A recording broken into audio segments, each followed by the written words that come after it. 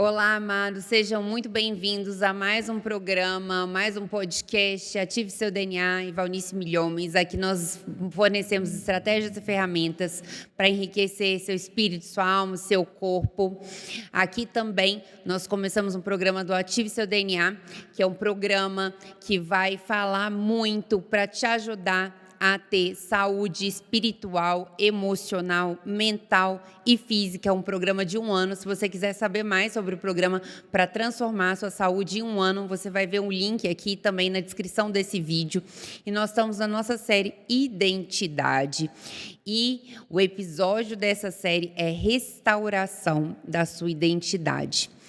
Esse episódio é incrível, episódio para começar o seu 2024 de uma forma sobrenatural.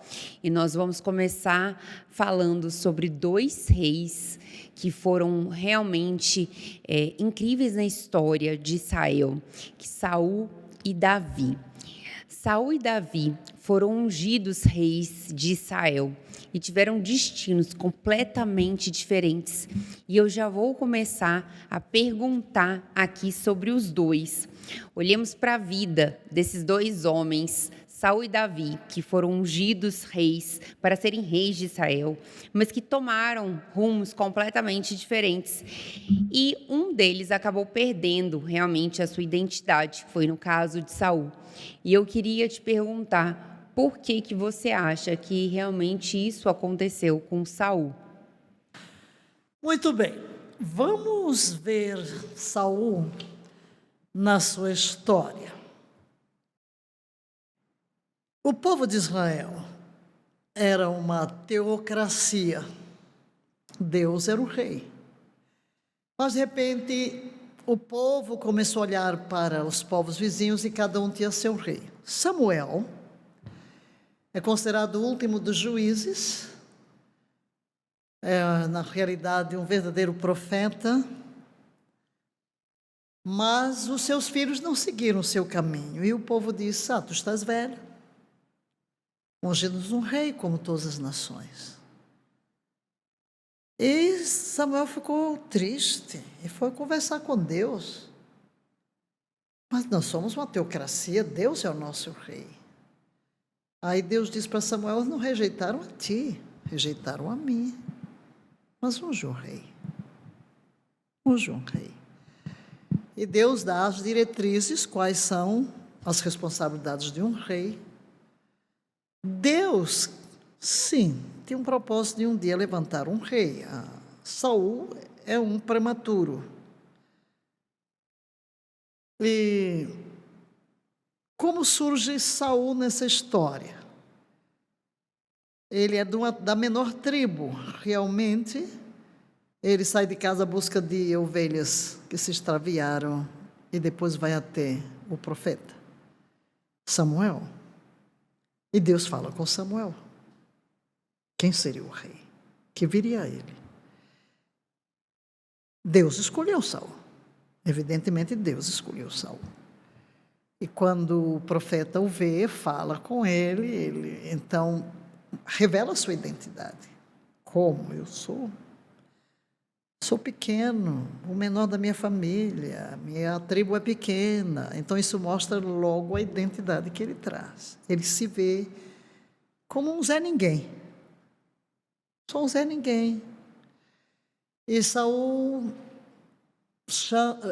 Samuel chama para vir a um encontro, chama todo Israel, porque Deus disse que ele seria o rei. Aí quando Samuel anuncia a procura, ninguém encontra. Não veio? Onde é que estava Saul? Metido debaixo da cela. Escondido. Estava escondido. Você mostra o quê? Você vê logo que Saul tinha uma insegurança. Além de se ver como incapaz, ele tem uma insegurança e se esconde. Aí quando aparece, se levanta, realmente ele tem um porte impressionante, ele é bastante alto e ele é ungido. E eu vou ler o texto de 1 de Samuel, primeiro livro de Samuel, capítulo 10. Versículo 1. Tomou Samuel um vaso de azeite, falamos do azeite lá no primeiro podcast sobre este assunto, ele o derramou sobre a cabeça e o beijou e disse: não te ungiu porventura Yahvé por príncipe sobre a sua herança, o povo de Israel? Falamos da outra vez que a unção com azeite era específica para 3 classes apenas, e que com a unção vinha a habilidade. A habilidade. Assumir a sua identidade é algo que você tem que fazer. Deus dá capacidade. A capacidade vem de Deus, a nossa suficiência vem de Deus. Mas Samuel prossegue dizendo assim: o Espírito de Yahvé se apossará de ti, porque a unção traz isso, e profetizarás com eles, e tu serás mudado em um outro homem. A unção transforma. Sucedeu, pois, que virando-se ele para despedir de Samuel, Deus lhe mudou o coração, verdadeiramente.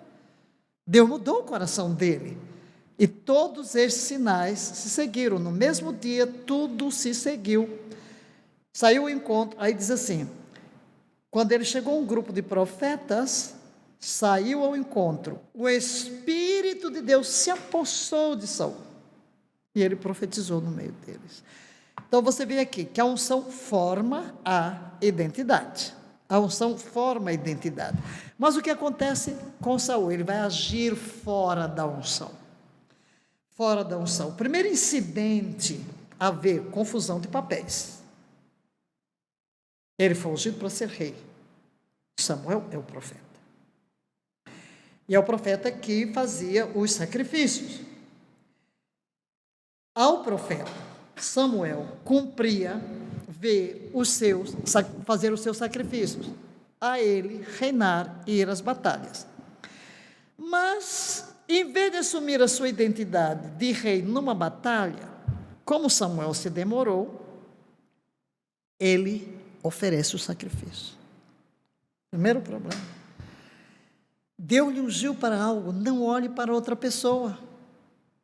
Esse aqui está o primeiro desvio da unção de Saul.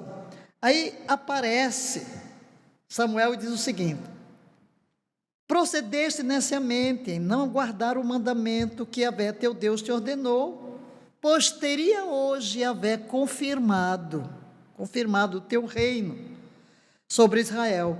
Já agora não subsistirá o teu reino. Yahvé buscou para si um homem que lhe agrade, e já lhe ordenou que seja príncipe sobre o seu povo, porquanto não guardaste o que Yahvé ordenou.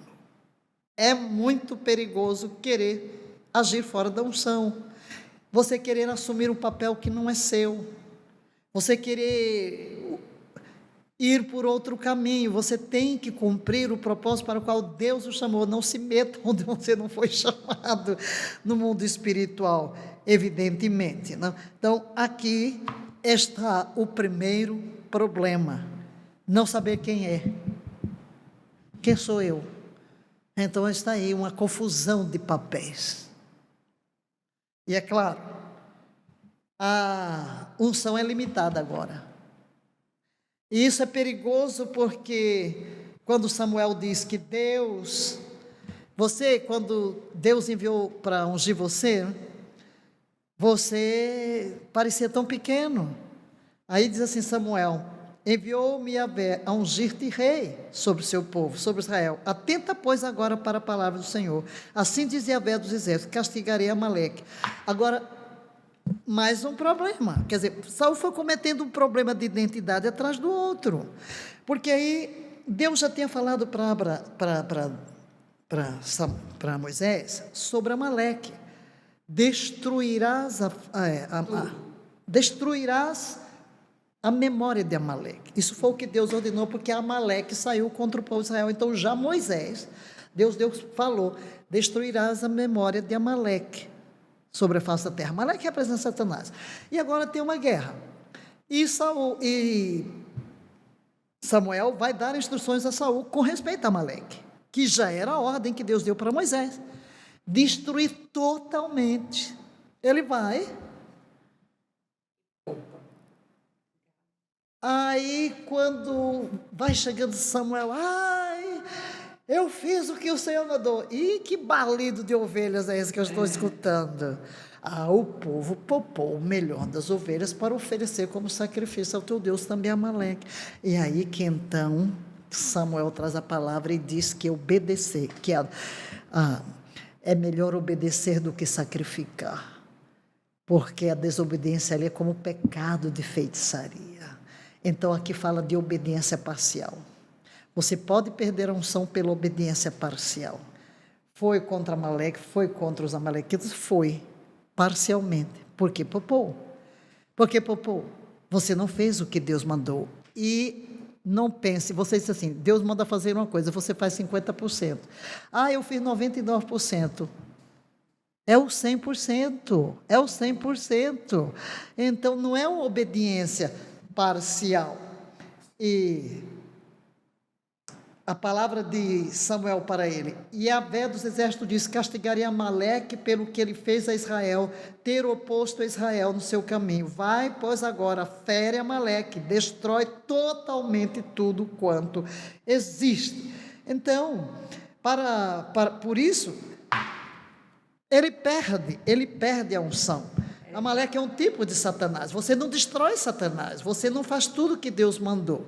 Então, o problema de Saul reside realmente nessa insegurança, não saber quem ele é, querer pôr o carro à frente dos bois, não saber esperar. Então, tudo isso revela uma alma não tratada. É isso que eu ia perguntar. Nós podemos, então, perder a unção? Podemos perder a unção. Perder a unção. Você vê aqui, o Espírito de Yahvé se apartou dele, e a Bíblia, é triste dizer, não sabia. Olha Sansão, porque tinha uma ordem, ele não podia cortar o cabelo. Na hora que e aí ele vai o quê? Vai para o caminho da imoralidade, né? Porque pega lá a prostituta, Dalila, e quando corta o cabelo, porque o segredo da unção de Sansão estava no cabelo. Aí quando Dalila corta o cabelo dele, quando ele abre o coração e confessa onde é que está a raiz, ele acorda, aí diz o texto, ele não sabia que o Espírito de Yahvé havia se apartado dele. Que coisa. E o mesmo ocorreu com Saul, viu um espírito maligno para atormentá-lo, porque o Espírito de Yahvé se afastou, porque a unção no Velho Testamento, o Espírito Santo vinha, mas não permanecia residente, vinha para o cumprimento da missão e se levantava. Então, aí está, perder a unção é exatamente o Espírito se apartar, porque o Espírito não opera onde tem desobediência. A unção de Davi era superior à unção de Saul? Não tem a questão aqui de superioridade, porque, olha, eu li ali, quando Samuel coloca o azeite sobre a cabeça de Saul, diz que o Espírito do Senhor se apoderou dele, e que mudou o seu coração em outro homem. Agora, o que acontece quando Davi é ungido? É a mesma coisa. Samuel põe o azeite e diz que a partir daquele momento o Espírito do Senhor se apoderou dele. E ele foi mudado, quer dizer, assim como a unção fez com que o Espírito se apoderasse de Saul, apoderou-se de Davi. A diferença não está na unção, está na atitude de quem é ungido. De obediência. Divisão. De obediência. De obediência. Porque, veja, quando Davi chega diante do exército, e ele diz, aliás, eu vou ler para que seja textual a palavra que é dada em relação à unção de Davi. Deus disse para Samuel, levanta-te e unge-o, pois é este. Tomou Samuel o chifre do azeite e o ungiu no meio de seus irmãos, e daquele dia em diante, o Espírito do Senhor se apossou de Davi. Agora, qual a atitude de Davi diante da unção? Agora temos uma situação muito peculiar, que é Saul ocupando o trono. E, inclusive, é interessante ver que quando Saul tinha aquelas manifestações de demônio, procuraram alguém que tocasse a harpa, adorador. É de Davi que ele era um adorador. É uma das características de Davi, um adorador. Davi vivia no meio das ovelhas e ele então aprendeu a ser contemplativo, é um místico, um contemplativo, onde ele vai escrever os seus salmos, e aí onde ele olha o seu cuidado, o seu amor pelas ovelhas, e transfere aquilo para Deus como pastor, e escreve aquele belíssimo Salmo 23, Yahvé é meu pastor. E ele, a partir daquele momento, ele é um jovenzinho, era um adolescente na realidade, mas qual é a atitude dele? Ambos, ele quando vai, toca a harpa, o espírito maligno desaparece. E agora ele está noutra situação, porque ele ia tocar e voltava para casa, para as ovelhas. Agora ele está noutra situação, que é essa situação da guerra a que nos referimos no passado. Então, aqui está o filisteu, o inimigo, e Davi vem e se gaba que ele devora urso, ele devora fera, ele devora leão, Agora imagina, você pensar numa pessoa que estrangula as feras assim com a mão, sem arma, que homem valente, não? Então, o inimigo que é enfrentado, ele sai do arraial, e eu queria ler aqui porque eu vejo aqui um tipo,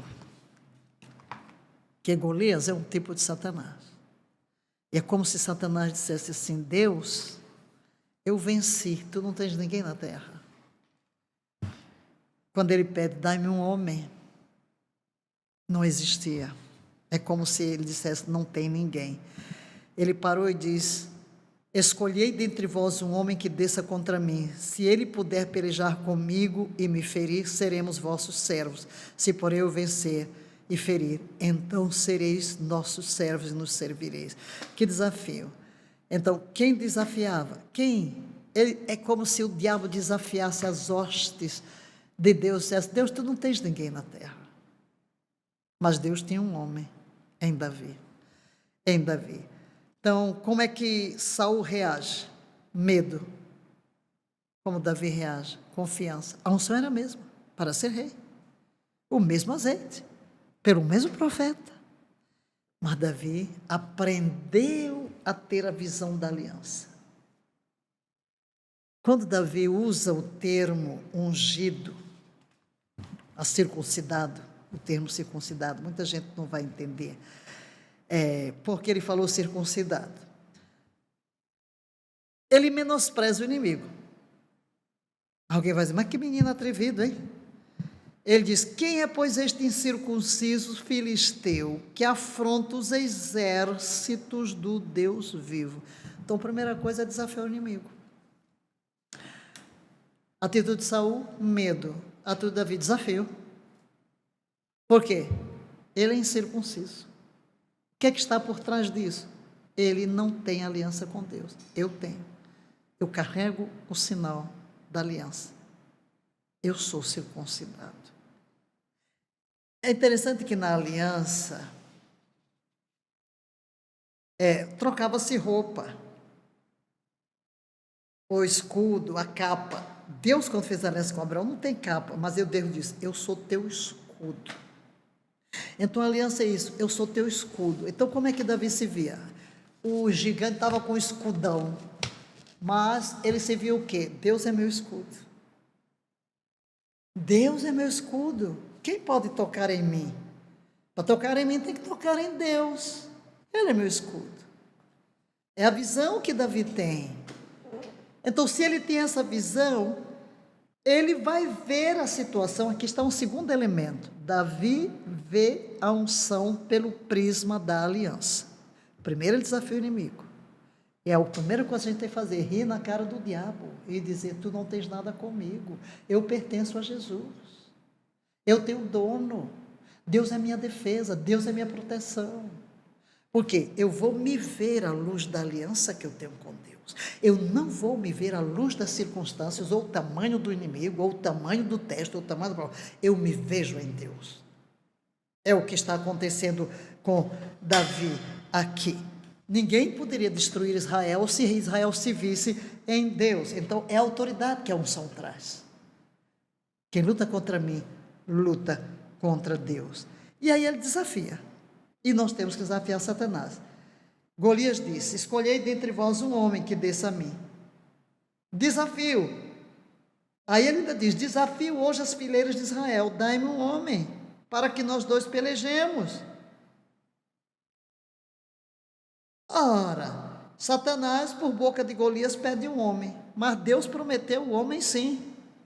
Quando ele disse: porém, inimizade entre ti e a mulher, entre a tua semente e a sua descendência, este te ferirá a cabeça, e tu lhe ferirás o calcanhar. Milênios se passaram, evidentemente, e os olhos de Satanás continuam buscando um homem, buscando um homem, buscando. Deus tem um homem, Jesus, mas antes de Jesus, Deus tinha os seus aliançados, e aqui está Davi, um aliançado.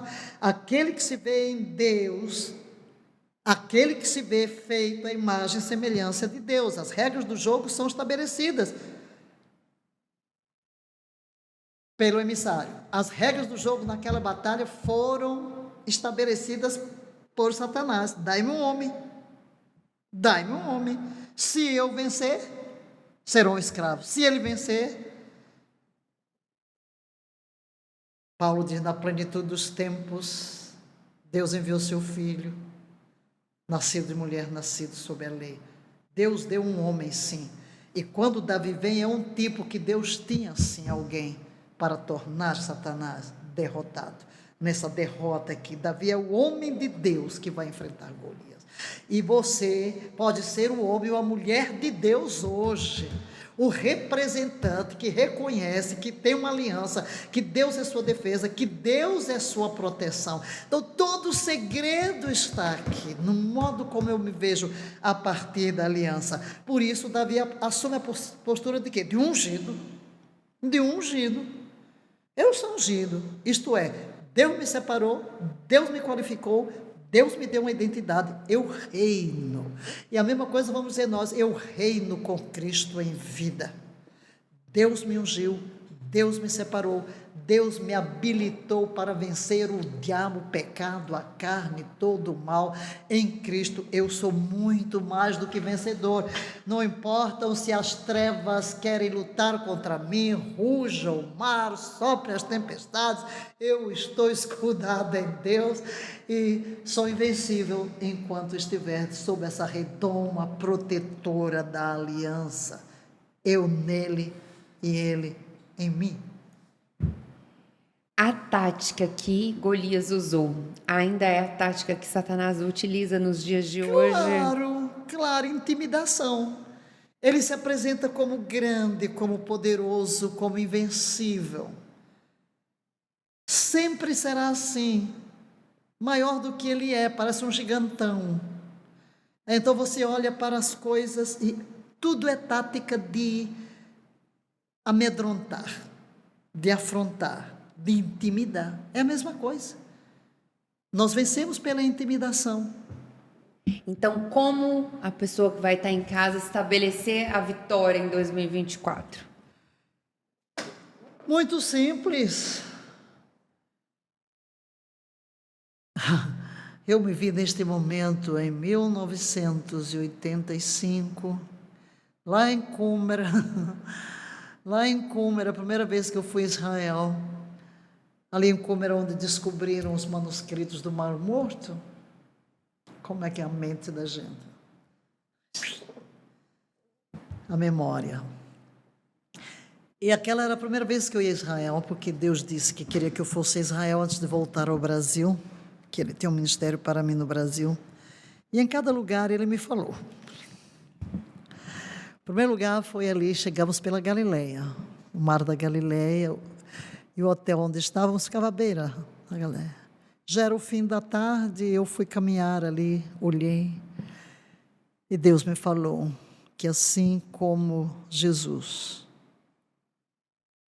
recebeu um corpo, gerado no ventre de Maria, ele queria outra vez andar nas ruas da nossa cidade, em meu corpo, em seu corpo. Que nós devíamos ser o corpo. Como Maria deu um corpo para Jesus, cumpriu o seu ministério, nós deveríamos ser este corpo. E se eu atentar para essa realidade de que Jesus quer viver hoje sua vida, no poder da sua ressurreição, em mim, através de mim, como Maria ofereceu um corpo a Jesus, se eu oferecer o meu, minha vida para Jesus, viver outra vez na terra, em mim, através de mim, falar outra vez, com a minha voz, com o meu timbre de voz, tocar as vidas através de mim. Eu vou entender a razão para a qual eu vivo. E ali em Qumran, onde foram descobertos os manuscritos do Mar Morto, os mais antigos, eu escrevi porque eu escrevi o que Deus ia falando comigo. Você conhece o segredo. Muito tempo comigo e com a palavra. Você conhece o segredo. Sim, eu vinha de todo um passado. Eu entrei no seminário com 17 anos. Era interna, 6 anos interna no seminário. Éramos 4 ou 3 em um quarto. Aprendíamos ali o respeito, tinha hora para apagar luzes, era campainha para tudo, 5h30 para levantar, assim vai. Eu estabelecia dentro da minha agenda um tempo a sós com Deus. E mesmo à noite, que só tinha luz no banheiro, os banheiros lá fora, tínhamos uma sala de oração. E diariamente eu colocava dentro da minha agenda de aulas e de tudo, o tempo a sós com Deus. E quando fui para a África, então, a minha madrugada inicial foi sempre com Deus, com a palavra. E antes dessa experiência ali, em 85, eu vinha de uma experiência da revolução espiritual, porque em 82 eu fui batizado no Espírito Santo, quando você nasceu. Mas antes desse batismo, neste ano de 82, eu andava à busca de Deus de uma forma... Porque eu estava em crise, todo mundo que eu levava para o hospital morria na mesma semana. Eu li o Antigo Testamento 2 vezes, li o Novo 12 vezes. Não era ouvir, porque hoje a gente tem áudios, era ler mesmo e marcar. E li o livro de Atos 19 vezes. E então, depois tive que renunciar tudo. 84, fui para a África do Sul, porque Deus disse, volta para o deserto, sem ninguém. Então, meu tempo imenso com Deus, com a palavra. E ali ele me disse, está aqui o segredo, não tem outro. Então eu diria para você que entrar em 24, 25, 26, 20, 30, 50, seja lá até que Deus nos chame, o segredo de preparar a nossa vida para o desafio, não apenas de um ano, de um mês, de uma semana, mas do dia a dia, é este encontro com Deus e com sua palavra. É a comunhão. Porque é na comunhão que vamos receber direção. É na comunhão com Deus que seremos renovados. Quando eu comecei meu ministério no Brasil, viajava demais. Eu vivia entre um quarto e um púlpito. No quarto, muitas horas me preparando. Eu não costumava conversar com ninguém. Eram tempos de avivamento. Eu tinha, às vezes, 3, 4 dias num lugar. Eram reuniões de muito impacto. Mas... uma demanda muito grande, e naturalmente esse tempo de oração sozinha era pensando no que ministrar. E às vezes nós que estamos envolvidos temos que ter cuidado para não vir a Bíblia só porque vai ministrar, mas para nós mesmos. E o que eu fazia ao início, para começar cada ano, eu ia para algum lugar sozinha para jejuar. 20 dias, 30 dias, 21 dias. Jejuar e orar, estar com Deus e a palavra, ali onde eu era restaurada. E esse tempo com Deus, eu sempre aconselho os retiros. Faça um retiro com Deus, seja um retiro de um dia, o que você pode. Um retiro de 2 dias, um retiro de 3 dias. Eu costumo fazer isso cada fim de ano. Um retiro, pelo menos uns 3 dias, mesmo que eu não saia para fora em casa, em que eu não quero ver ninguém. Dispenso todo mundo e fico apenas com Deus. É um tempo de ouvir, receber direção. E é aí onde Deus nos renova, alinha, nos mostra onde é que nós nos desviamos, o que devemos fazer, o que foi certo, o que não foi, o que precisa de um toque, às vezes um descanso da alma, às vezes lidar com